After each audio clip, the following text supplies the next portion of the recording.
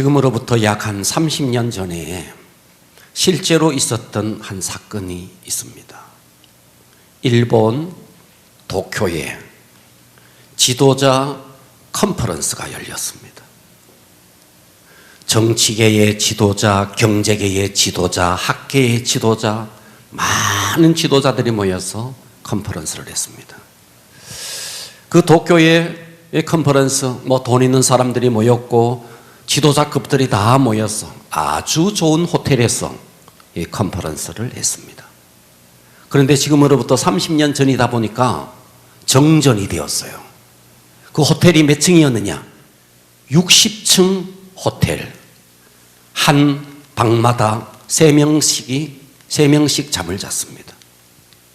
60층에 가장 높은 층의 로얄층에 정치계의 지도자, 경제계의 지도자, 학계의 지도자, 이 세 사람이 한 방을 썼는데 이제 세미나를 마치고 숙소로 올라가야 되는데 정전이 된 거예요. 실제로 있었던 일입니다. 그래서 어떻게 하나, 이제 가서 잠을 자야 되는데,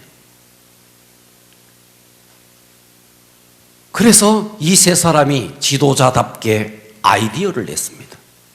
우리가 세 사람이니까, 60층이니까 그 한 층 한 층 걸어 올라가면 얼마나 힘들겠느냐. 우리 세 사람이 올라가면서 세 사람이 나눠서 20층씩 지나온 삶 속에 있었던 재미있는 이야기들, 내가 어떻게 학자가 되었고, 내가 어떻게 정치인이 되었고, 내가 어떻게 경제계에 주름 잡는 사람이 되었는지 우리 각자 자기의 이야기를 하도록 하자. 아, 좋다고, 굿 아이디어라고. 그래서 경제계의 지도자가 먼저 이야기를 합니다. 내가 저 시골의 촌놈이었는데 정말 맨손으로 이 경제계에 뛰어들어서 이 재계에 주름 잡는 우리의 기업을 이뤘다고. 지난날에 이야기를 하는데 20층까지 올라가는데 그 이야기를 듣다가 재밌게 듣다 보니까 20층 금방 올라간 거예요. 다음 바톤을 받았어요. 정치계의 지도자. 나도 저 촌놈이었는데 이 정치계에 뛰어들어서 와, 내가 이렇게 큰 인물이 됐다고. 그새 40층까지 올라간 거예요. 이제 마지막으로 학자가, 나는 저 시골에서 우리 아버지 어머니 농사 짓는 농부였는데 내가 이렇게 공부를 열심히 해서 학자가 되었다고. 이 세 사람의 지난날의 그 과거의 이야기를 들으면서 60층까지 딱 올라간 거예요. 이야, 막 몸에 막 땀이 나고 이마에 막 땀이 흐르고, 그런데 즐거웠어요. 그런데 문을 열렸고 하는데 아차, 키를 안 가지고 왔네. 키를 안 가지고 왔네. 자, 여러분, 그 60층이야. 다시 내려가서 키를 가지고 올라와서 방문을 따면 돼. 여러분이 만약 지금 20대를 살고 40대를 살고 50대를 살고 60대를 살고 우리의 인생의 모든 삶을 딱 마치고 그때 내가 영원히 들어가야 할 천국의 문을 만일 여러분들이 열 수 없다면, 만일 그때 열 수 없다면, 호텔의 방문이야 다시 내려가서 올라오면 되는 것이지만 내 목숨이 끝난 그날 영원한 하늘나라, 영원한 천국을 우리는 반드시 들어가야 되는데, 그때 그 영원한 천국에 들어갈 수 있는 문을 열 수 있는 키가 만일 없다면 그때는 후회도 할 수 없는 겁니다. 우리가 사니까 사는 거죠.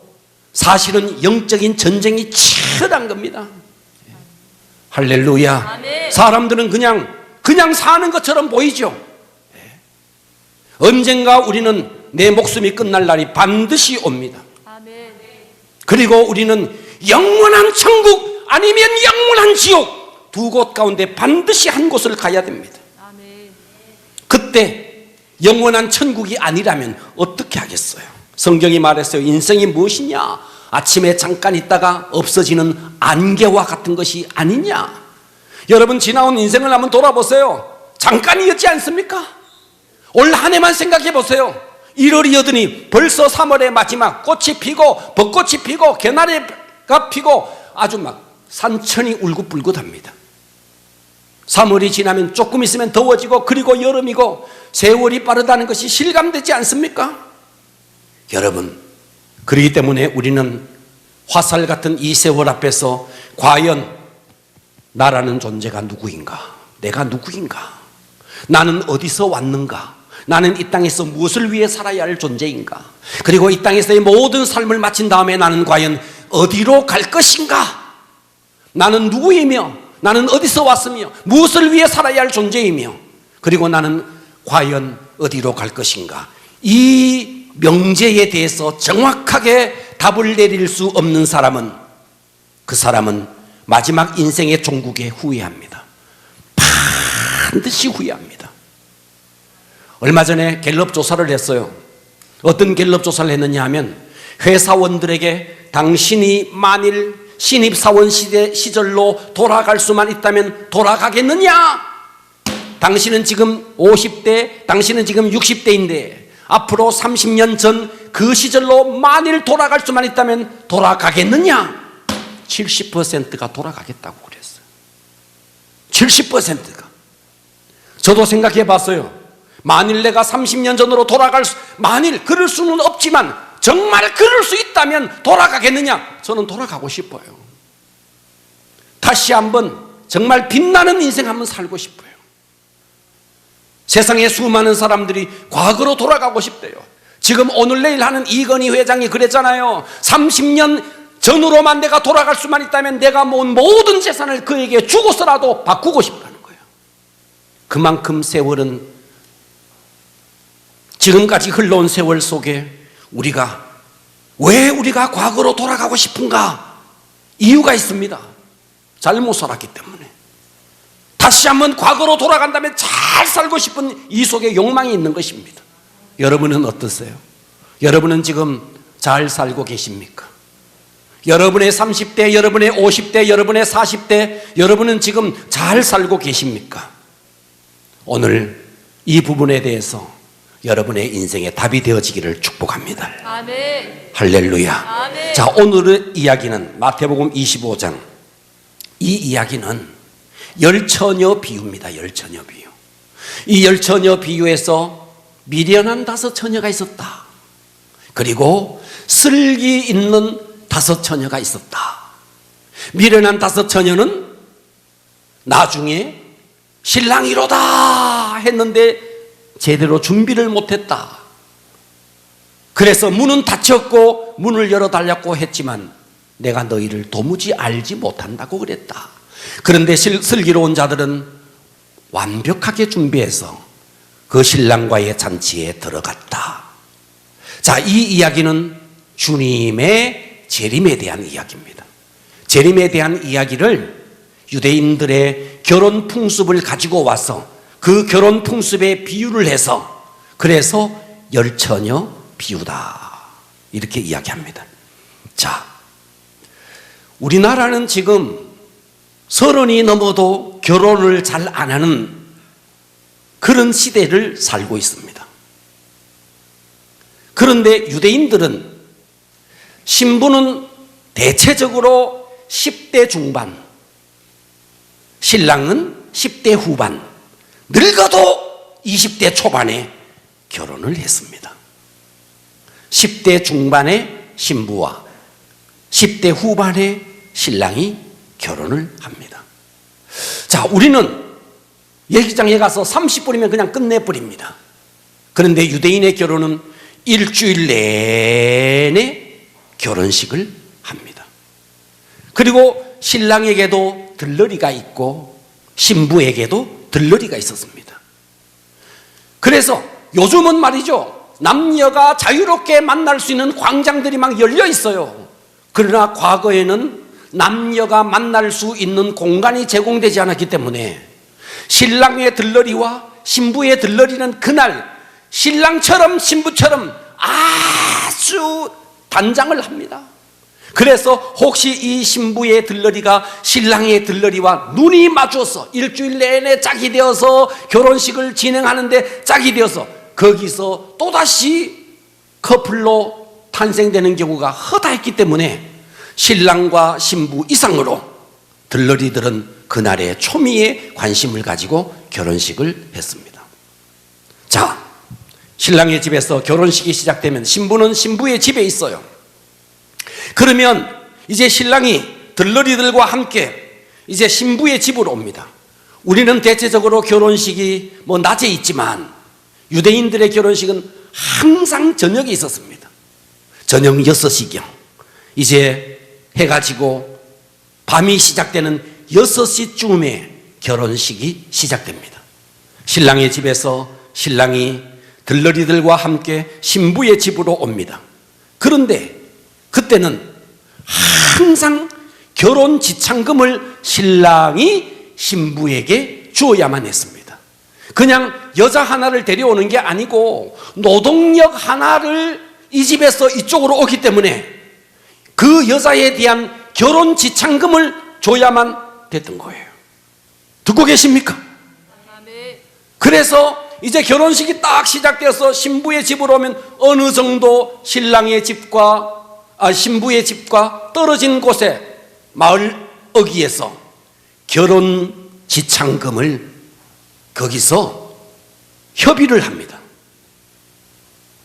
신랑은 신부를 보면서 쓸데없이 키가 크다는 둥, 쓸데없이 눈이 크다는 둥, 그래가지고 약점을 꼬집어가지고 결혼 지참금을 조금이라도 더 적게 주려고 하고, 신부의 장인은 신랑의 또 다른 단점을 막 지적해가지고 조금이라도 결혼 지참금을 더 많이 받아내려고 하고, 그러다가 보니까 6시부터 결혼 지참금 협약이 들어가는데 어떨 때는 7시, 어떨 때는 8시, 어떨 때는 9시, 어떨 때는 10시, 이렇게 이제 시간이 계속 지나가는 거예요.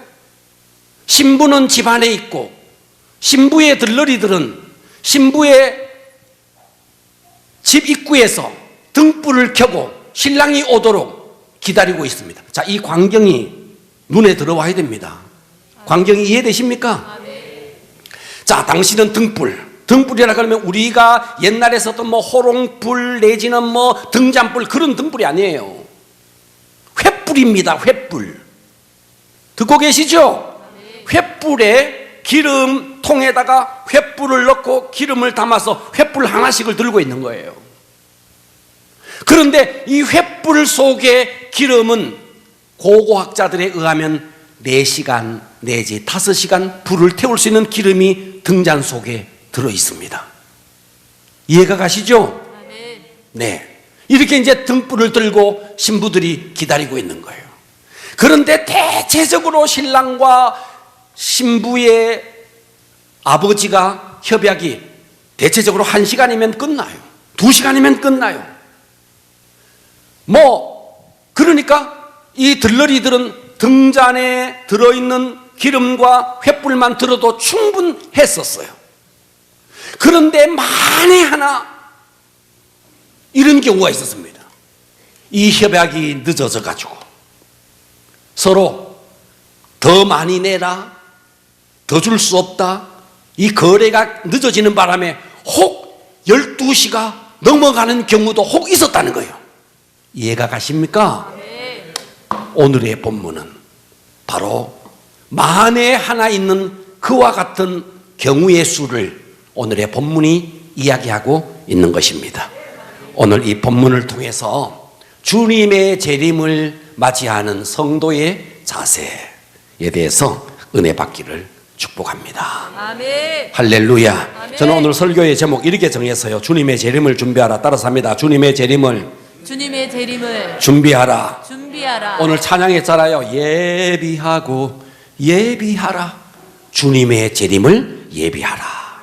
주님의 재림을 준비하라. 아멘. 오늘 이 마태복음 25장을 통해서 그 이스라엘 백성들의 혼인잔치를 비유로 주님의 재림에 대해서 말씀하고 있습니다. 은혜 받기를 바랍니다. 아멘. 첫 번째, 우리는 무엇을 깨달아야 되는가? 주님의 재림은 따라서 합니다. 주님의 재림은 예고 없이 이루어진다. 예고 없이 이루어진다. 어떻게 이루어진다? 예고 없이. 예고가 없다는 거예요. 예고가 없다는 거예요. 예고가 없다는 거예요. 자, 오늘 본문에 신랑과 신부의 아버지가 협상이 길어졌어요. 그래서 4시간이 지나고 5시간이 이미 지나버렸어요. 좀 전에 말씀드렸죠. 등잔에 등불은 기름은 4시간, 5시간 사용할 수 있는 기름이라고. 그래서 들러리들이 나가서 등잔 속에 있는 기름만 믿고 기다렸던 거예요. 그런데 만일의 경우에 5시간이 지나가면 기름이 떨어지면 등불은 꺼져가는 겁니다. 자, 이처럼 주님이 초림한 이후에 2000년 동안 수없이 주님이 재림한다, 주님이 오신다 그랬더랬어요. 그리고 이단 종파들이 하나같이 주님의 재림이라는 것을 자기들의 교리로 만들어서 하는 바람에 정통적인 기독교 교리를 가진 우리들이 뭔가 주님의 재림에 대해서 이야기하면 뭔가 다른 사람들이 이상하게 생각할까 봐 우리는 주님의 재림에 대해서 말하기를 꺼려 했습니다. 그러나 분명한 것이 있습니다. 주님의 재림이 다소가 늦어진 것은 사실입니다. 그러나 주님의 재림은 반드시 있습니다. 아멘. 반드시 있습니다. 아멘. 자, 성경을 보겠습니다. 마태복음 24장 42절을 보십시오. 그러므로 깨어 있어라. 어느 날에 너희 주가 임할는지 너희가 알지 못함이라.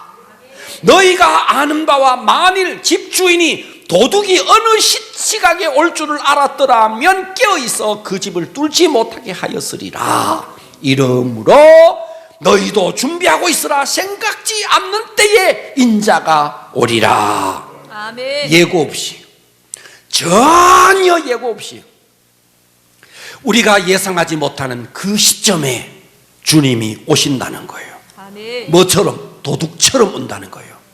성경이 지금 그렇게 말하고 있는 거예요. 자, 그런데 주님이 오시는데 우리는 어떤 때에 어느 시점에 몇 월 며칠에 올지는 잘 몰라요. 이것을 이야기하면 이거는 잘못된 거예요.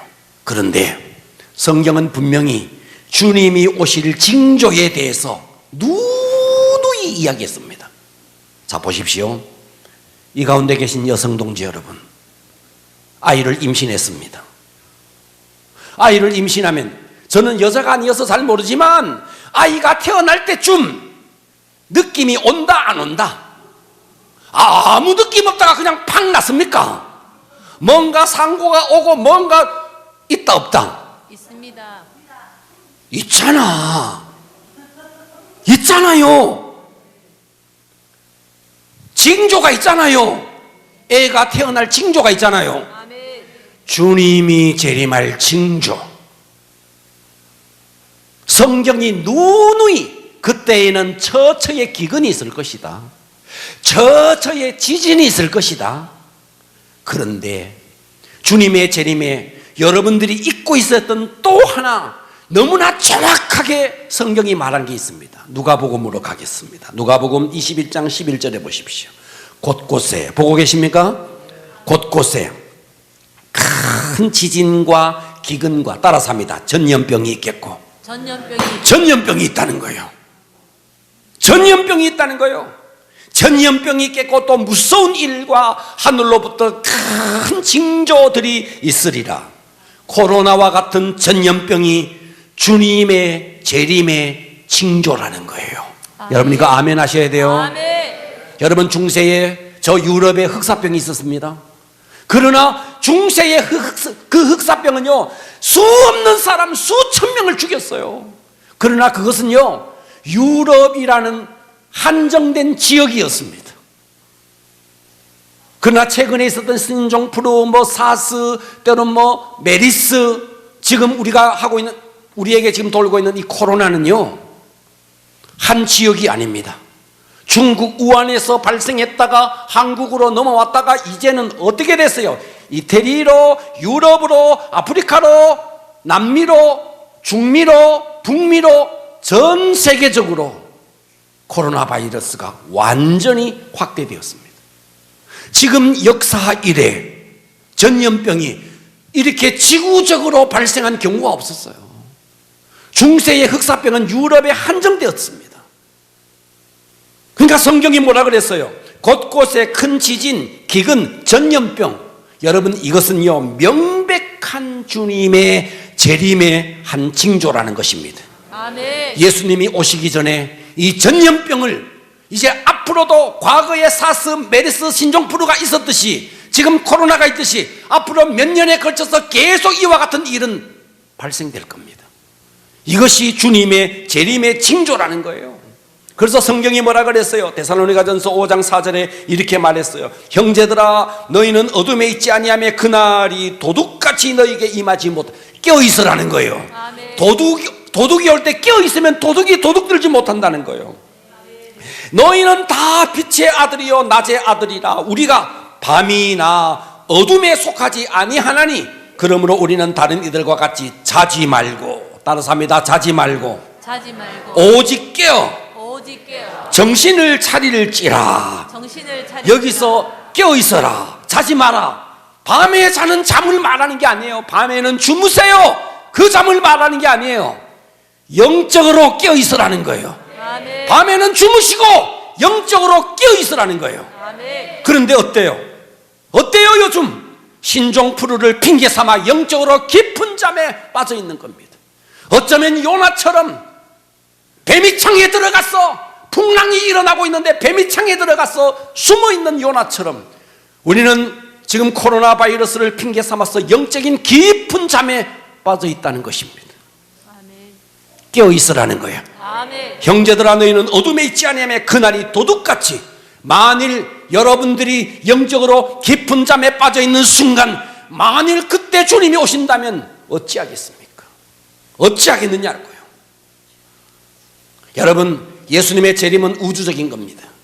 그러면 이 우주적인 주님의 재림은 차치해 두고라도 개인적인 종말은 누구에게나 있지 않습니까? 여러분의 할아버지, 여러분의 할머니들이 갔던 그 길, 그 우주적인 종말은 아니더라도 개인적인 종말은 우리가 누누이 보았지 않습니까? 죽음이 멀리 있더니 어느 날 갑자기 내 가족 중에서, 내 친구 중에서 죽음이 왔을 때 여러분, 그 죽음의 사자는 여러분을 향해서도 진격해 온다는 사실을 잊지 마셔야 됩니다. 아멘. 우주적인 종말은 아닐지라도 개인적인 종말은 반드시 옵니다. 내 개인적인 종말이 끝나면 그때 갔어 내 앞에 열려있는 문이 영원한 천국의 문을 열 수 있는 키를 내가 갖고 있느냐, 그렇지 않느냐. 여러분, 우리 모두 다 주님의 재림을 준비합시다. 아멘. 주님의 재림은 예고 없습니다. 아멘. 예고 없습니다. 나의 죽음 또한 예고 없습니다. 내가 언제 어느 때 몇 월 며칠 날 죽는다는 걸 알면 준비하겠죠. 준비할 수 없지. 예고 없이 온다는 거예요. 주님의 재림은 예고 없다. 승리합시다. 아멘. 두 번째, 주님의 재림을 준비하라. 어떻게 준비를 해야 되는가? 주님의 재림을 따라서 합니다. 철저하게. 철저하게. 그냥 어설프게 하라는 게 아니에요. 철저하게 준비해라. 자, 오늘 본문 25장 1절을 보겠습니다. 이 본문을 잘 이해하셔야 됩니다. 자, 1절 봅니다. 그때에 천국은 마치 등을 들고 신랑을 맞으러 나간 열처녀. 자, 이해되시죠? 들러리들이에요. 들러리들이에요. 열처녀와 같다 하리니 그 중에 5은 미련하고 5은 슬기 있는지라. 자, 3절 보십시오. 미련한 자들은 등을 가졌다는 거예요. 등 속에 이미 기름이 있어요. 그리고 그 등에 등불이 있는 거예요. 자, 미련한 자들은 등을 가지되 여기에 기름을 가지지 아니했다는 말은 여유분의 기름을 준비하지 않았다는 거예요. 등잔 속에 있는 기름만 믿고 있었던 거예요. 여유분의 기름이 없었다는 거예요. 그러나 4절을 보십시오. 슬기 있는 자들은 등이 있는데 그릇에다가 기름을 담아서, 이 기름이 뭔데? 여유분의 기름이라는 거예요. 듣고 계십니까? 아멘. 자, 좀 전에 고고학자들에 의하면 이 등 속에 있는 기름은 4시간 내지 5시간 정도 쓸 수 있다, 제가 말씀드렸어요. 그죠? 그러니까 대체적으로 신랑과 신부의 아버지가 협상을 하는데 대체적으로 1시간이면 끝나요. 그러나 만일의 경우에 5시가 넘어서 6시부터 결혼이 시작된다 할지라도 11시, 10시까지는 그 등 속에 있는 기름으로 충분해요. 그런데 만일의 경우에 협상이 길어지는 경우, 자정이 넘는 경우도 혹 있었다는 거예요. 그런데 여기에 슬기로운 처녀들은, 슬기로운 여기에 처녀들은 여유분의 기름을 준비했다, 이 말씀입니다. 아멘. 여러분, 주님의 재림은 내 생각에 이쯤 하면 되겠지가 아니라는 거예요. 만일의 경우의 수를 위해서 슬기로운 이 5 처녀가 준비했던 것처럼 우리는 주님의 재림을 철저하게 준비해야 된다. 아멘. 자, 금이 있습니다. 금도요, 순금이 있고 14K가 있고 18K가 있고, 아시죠? 네. 순금도 금이에요. 그런데 순금이 아닌 것을 가지고도 금이라고 그래요. 18K, 14K 그래요. 금은 그렇게 따져요. 그러나 믿음은 절대로 그럴 수 없다는 거예요. 정말 순수한 믿음을 가져라는 거예요. 아멘. 할렐루야. 자, 당시 유대인의 결혼 광경을 다시 한번 떠올려 보십시오. 6시쯤 신랑이 옵니다. 등불을 들고 신부의 골목에, 자, 마당 입구에서 대문 앞에서 들러리들이 기다리고 있습니다. 좀 떨어진 곳에서 신랑과 신부의 아버지가 지창금 문제로 협상을 벌이고 있습니다. 광경을 한번 떠올려 보십시오. 그런데 대체적으로 1시간이면 끝나는 이 협상이 길어진 겁니다. 길어진 거예요. 그런데 슬기로운 5 처녀는 만일의 경우를 준비했다는 거예요. 지금 그 이야기예요. 아멘. 근데 미련한 5 처녀는 항상 뭐 1시간이면 끝났고 2시간이면 끝났으니까 항상을 생각했던 거죠. 여러분, 주님의 재림을요, 우리가 그냥 이 정도로 하면 되겠지, 이게 아니라는 거예요. 아멘. 모세가 홍해를 건널 때 그 당시에 역사적인 해설서가 있는데 그게 미드라시라 그럽니다. 미드라시. 그 모세가 홍해를 건너는 그걸 해설을 쭉 해놨어요. 거기에 보면, 미드라시에 보면 이렇게 되어 있습니다. 모세가 지팡이를 들고 홍해 앞에 섭니다. 그리고 홍해를 향해서 그 지팡이를 탁 내리칩니다. 그런데 홍해가 안 갈라지는 거예요. 그 다음에 모세가 하나님 앞에 간절히 기도합니다. 그리고 또다시 홍해를 갈라요. 지팡이를 대요. 그런데 푸른 홍해는 꼼짝도 안 하고 가만히 있는 거예요. 3번째, 모세는 또다시 간절히 기도한 다음에 지팡이를 가지고 홍해를 탁 칩니다. 그런데도 홍해는 갈라지지 않는 거예요. 가만히 있는 거예요. 그 순간 모세에게 믿음의 눈이 탁 열리기 시작합니다. 그러면서 그 푸른 홍해 아래로 길이 나 있는 것을 믿음의 눈으로 보게 됩니다. 여전히 그 위에는 출렁이는 바닷물이 흐르는데 믿음의 눈으로 그 바닷물 밑에 길이 나 있는 것을 모세는 믿음의 눈으로 보게 됩니다. 여전히 푸른 홍해가 넘실거리는 그 바다를 향해서 모세가 저벅저벅 걸어 들어갑니다. 믿음을 가지고 걸어 들어가니 믿음의 눈으로 보았던 그 길이 그대로 쫙 열려버립니다. 아멘. 여러분, 우리가 살아가는 생애가 이것과 똑같은 거예요. 우리는 다 되었기 때문에 가는 게 아닙니다. 믿음을 가지고 이미 믿음의 눈으로 보았던 그 길, 여전히 출렁이는 물이 있지만 그 길을 가는 거예요. 아멘. 진도에 가면 홍해같이 우리나라에서도 갈라지는 땅이 있답니다. 거기에는 무당도 건너가더라고요. 왜? 이미 갈라져 있으니까 무당도 그 길을 건너가요. 아무런 믿음이 없는 자도 건너가요. 우리는 믿음의 눈으로 본 그 길을, 여전히 출렁거리는 바닷물이 있지만 믿음을 가지고 내 발을 들여놓는 순간에 갈라지는 거예요. 아멘. 이것이 믿음인 거예요. 아멘. 우리는 다 하나님께서 다 열어놓으면 가겠습니다가 아닌 거예요. 여전히 어렵지만, 여전히 힘들지만 믿음을 가진 자는 그 길을 가는 겁니다. 아멘. 할렐루야. 아멘. 할렐루야. 때가 가깝습니다. 여러분, 신종 프루다, 지금 코로나다, 여러분 너무 핑계 대지 마시고 믿음의 길을 걷기를 축복합니다. 아멘. 할렐루야. 아멘. 세 번째, 주님의 재림을 준비하라. 자, 주님의 재림을 준비할 때 세 번째는요, 믿음의 분량이 사람마다 다 다르다는 거예요. 따라서 합니다. 믿음의 분량이, 믿음의 분량이, 과격하게 믿음의 분량이 믿음의 분량이 사람마다 사람마다 다 다르다. 다 다르다. 자, 보십시오. 4절을 다시 봅니다. 슬기 있는 자들은 그릇에 기름을 담아 등과 함께 가져갑니다. 여유분의 기름을 가졌다는 거죠. 그런데 신랑이 더디 옵니다.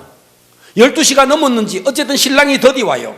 그런데 슬기로운 다섯 처녀는 눈을 땡그랗게 뜨고 신랑이 오도록 기다렸느냐? 미련한 다섯 처녀는 졸고 있었느냐? 슬기로운 다섯 처녀는 눈을 딱 뜨고 기다렸느냐? 아니라는 거예요. 다 졸았다는 거예요. 듣고 계십니까? 아멘. 다 졸았다는, 미련한 다섯 처녀도 졸고 슬기로운 다섯 처녀도 다 졸았다는 거예요. 다 졸았다는 거예요. 이건 뭘 의미하느냐? 여러분, 오늘 이 말씀을 잘 들어주십시오. 졸아도 되는 사람이 있다는 거예요. 졸아도 되는 사람이 있어요. 뭔 말인지 아세요?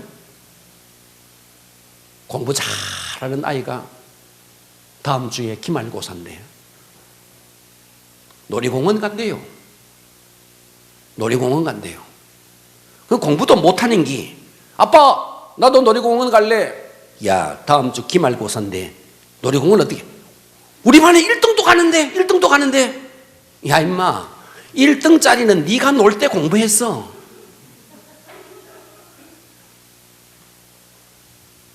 놀 거 다 놀고.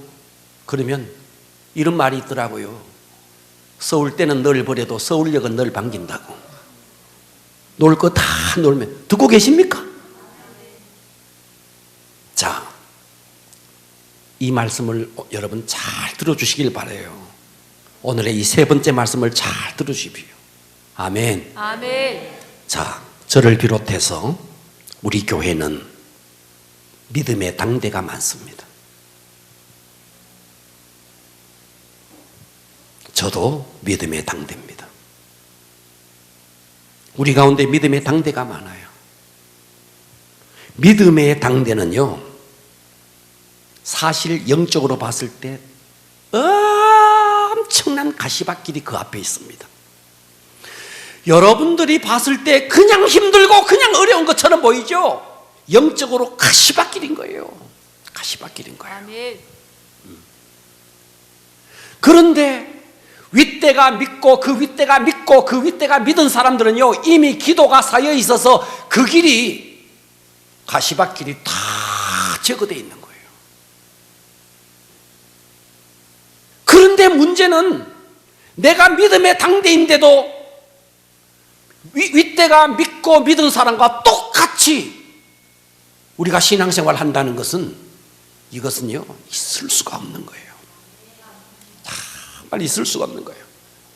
제가 얼마 전에 한 목사님의 간증을 들었는데, 이 목사님의 형제가 5형제예요. 그런데 이 5형제가 5명이 다 목사님이 됐어요. 형님 목사님, 아우 목사님, 5명이 다 목사님이에요. 그 가운데 제일 큰 형님이 저에게 이 간증을 들려줬어요.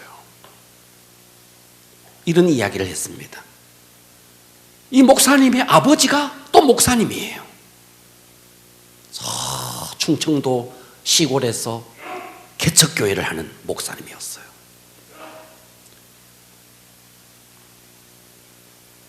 그 목사님이, 마지 목사님이 저와 연배가 비슷하니까 우리 때는 시골에 참 살기가 어려웠어요. 그 가운데 목사님들은 더 어려웠어요. 경제적으로 정말 어려웠어요. 식사하는 날보다 금식하는 날이 더 많았대요.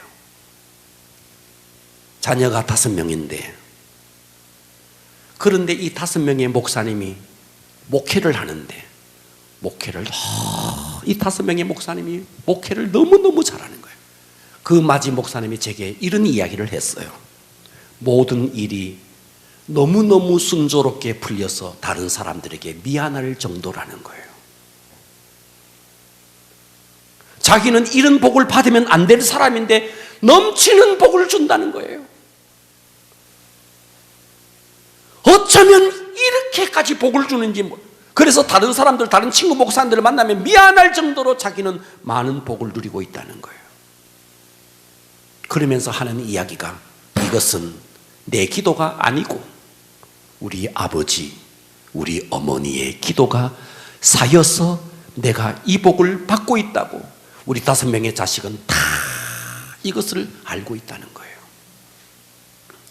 그러면서 지난날 과거 이야기를 했습니다. 이 목사님이 고등학교 1학년 때 조회 시간이 되면, 우리 때는 그랬어요. 등록금이라 그랬는가, 뭐 공납금이라 그랬나, 뭐 하여튼 학교에 내는 돈이 있었어요. 그거를 못 낸 거예요. 요즘 선생님은요, 그럴 수가 없지만 옛날에 선생님은요, 출석부를 가지고 와서 그냥 머리를 팍팍 쳤습니다. 그것도 이래 친 것도 아닙니다. 세워가지고 머리가 아주 막 빵꾸가 났습니다. 이렇게 머리를 팍팍 치면서, 넌 이놈아 도대체 어떻게 된 녀석인데 1년치 등록금을 못 냈느냐? 너 아버지는 도대체 뭐 하는 분이냐? 이 선생님이 이 아이에게 그러는 거예요. 너희 엄마는 도대체 정신이 있는 여자냐 없는 여자냐? 선생님이 이 아이에게 이렇게 이야기한 거예요. 1년치 등록금을 못 낸 거예요. 너 오늘 1교시 끝나고 집으로 가서 어머니 모시고 와. 그래서 1교시를 하고 집으로 쫓겨온 거예요. 집으로 쫓겨왔는데 5 자식이 다 쫓겨온 거예요. 5 자식이 다 등록금을 못 내니까 5 자식이 다, 그날은 문교부 지정 등록금 일망타진의 날이었던가. 5 자식이 다 쫓겨온 거예요. 5남매가 다 쫓겨오니까 학교는 다 다른데 이 엄마가 어느 학교를 가야 돼? 어느 학교를 가야 돼? 갈 학교가 없는 거예요. 중학생도 있고 초등학생도 있고 동생들이 줄줄 있는데 이 5명의 아이들 어느 학교를 가야 돼요? 그래서 어머니가 그날 5명의 아이의 손을 잡고 학교로 간 것이 아니라 산으로 갔대요. 산으로 가서 어머니가 지정해 주더래요. 너는 이 소나무 붙들어, 너는 이 소나무 붙들어, 너는 이 소나무 붙들어. 그래서 5명의 자식이 소나무 하나씩을 붙들고, 그때가 11월 달이었는데 진눈깨비가 팍 내리고 막 비가 오는데, 날씨는 사늘한 바람이 부는데, 이 11월 말에 배가 고파 죽겠는데 옷은 비에 다 젖고, 이 아이들이 소나무를 붙들고 기도는 뭘 기도를 해요? 막 엉엉 울었다는 거예요. 어머니가 저 좀 떨어진 곳에서 소나무를 붙들고 절규를 하면서 하나님 앞에 우는 거예요. 이렇게 울더래요. 이 마지가 들어보니까, 예수님, 예수님, 예수님은 장가를 안 가가지고 자식을 안 낳아가지고 이 자식 낳은 애미 심정을 모를 겁니다. 이렇게 이 사모님이 막 기도를 하더라는 거예요. 그걸 따라서 5 자식이 소나무를 붙들고 엉엉 울었대요. 그러면서 이 사모님이 뭐라고 말하냐? 하나님, 이 아이들 생명 다 걷어가십시오. 이 아이들 생명 다 걷어가십시오. 저는 아무것도 할 수 없습니다. 그렇게 기도하더니 그 다음 제 기도가 어떤 기도였느냐니까. 이 어머니가 이렇게 기도하더래요. 주님, 제가 잘못했습니다.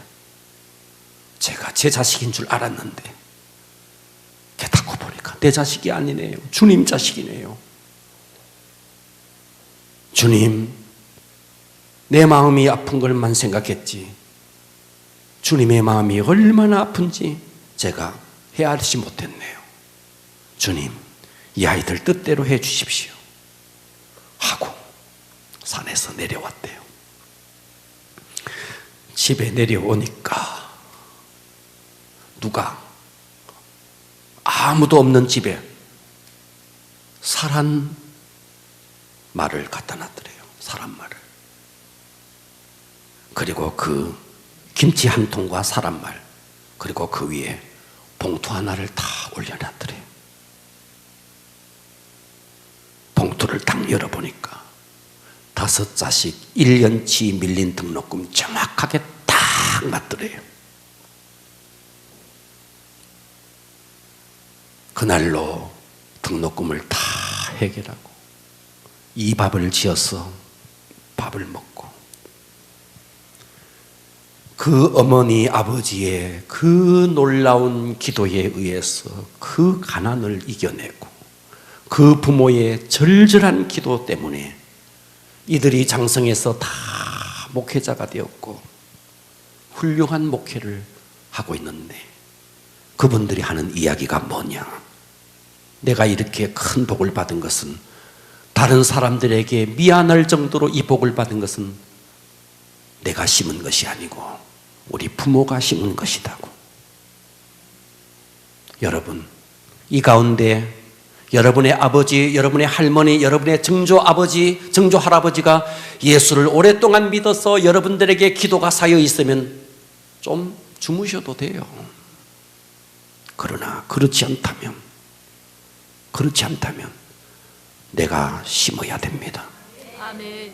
할렐루야. 아멘. 그런데 어떻게 꼴찌하는 애가 1등 하는 아이가 놀이공원 갔다고 1등짜리도 놀이공원 가는데 그놈은 이미 다른 때 이미 공부 다 해놨어.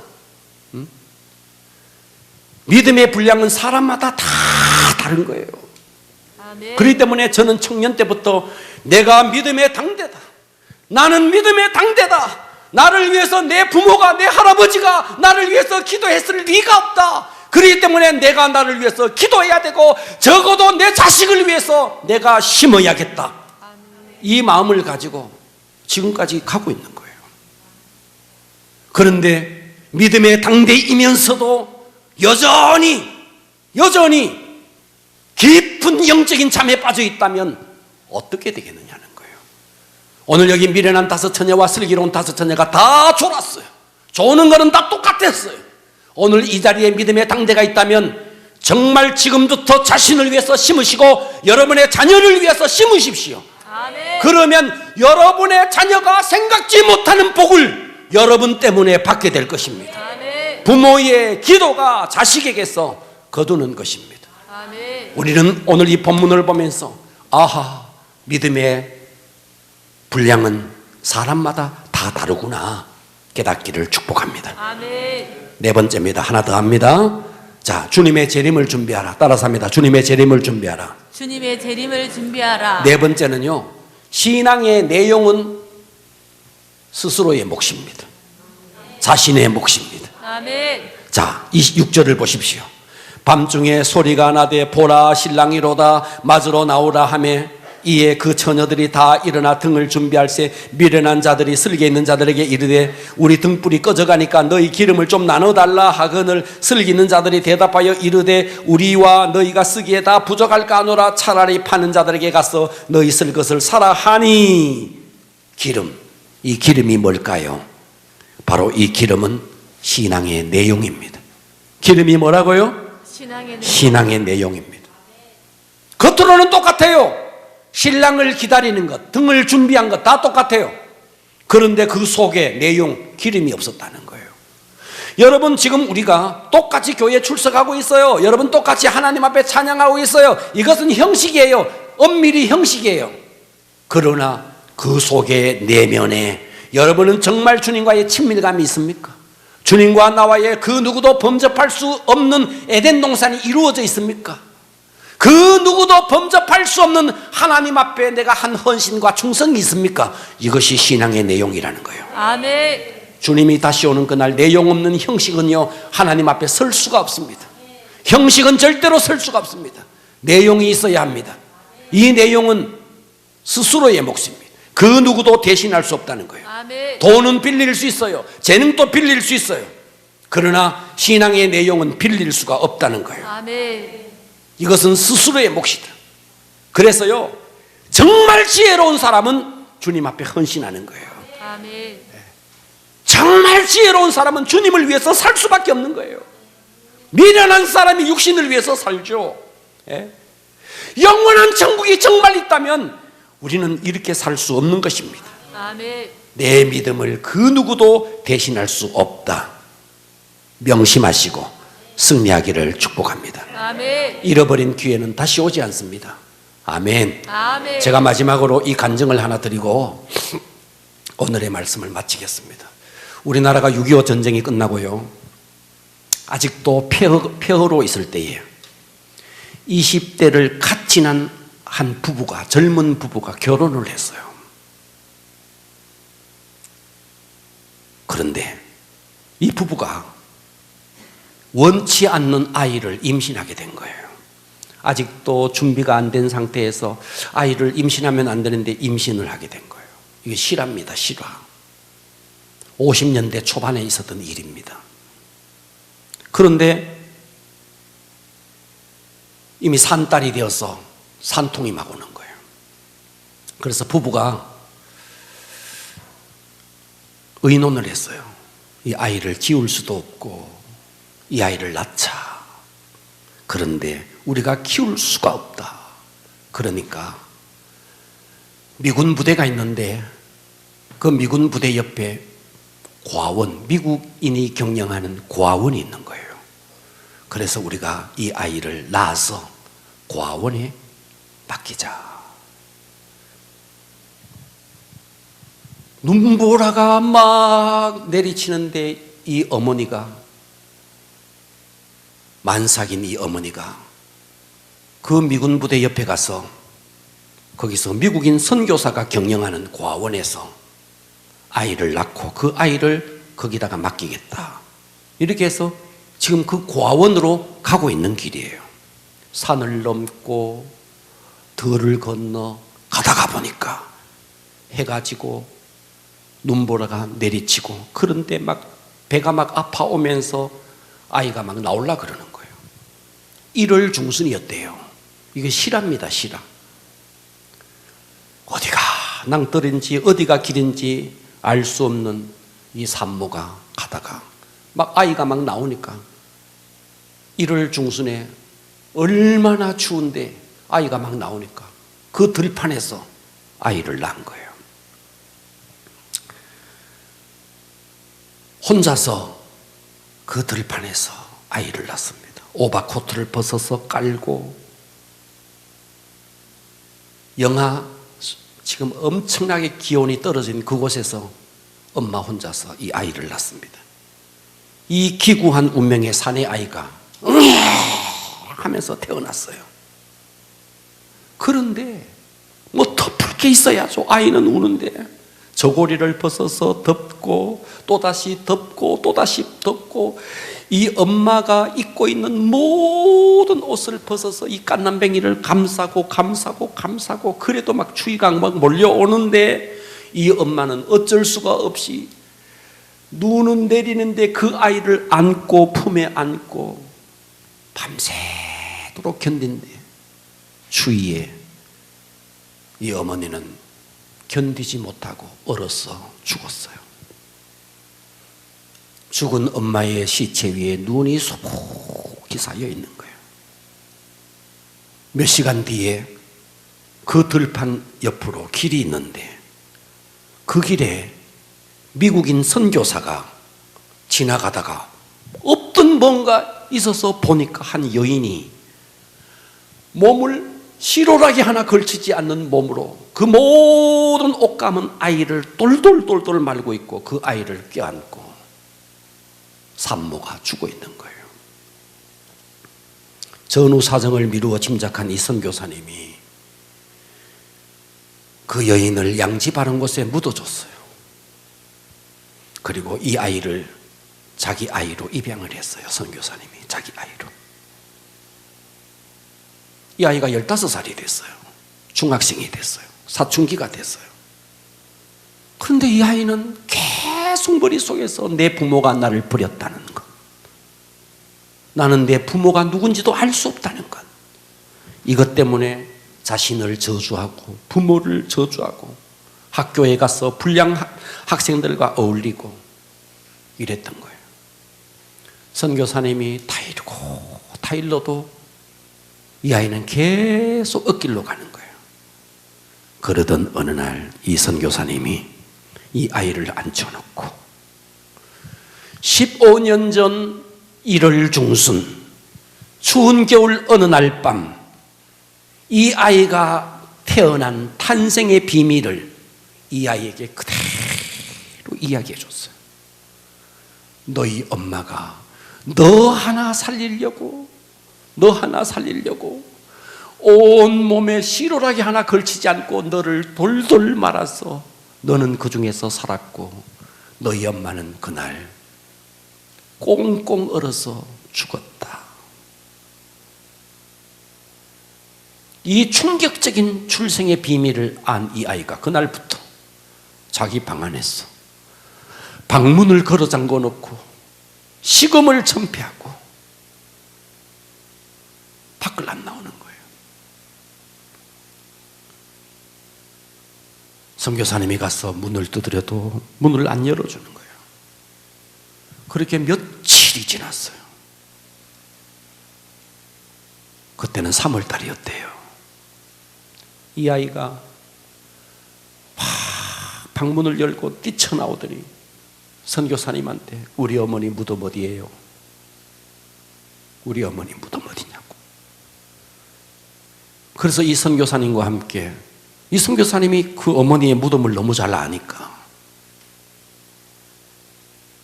여기가 너희 어머니의 무덤이야. 그 아이가 거기서 무덤에서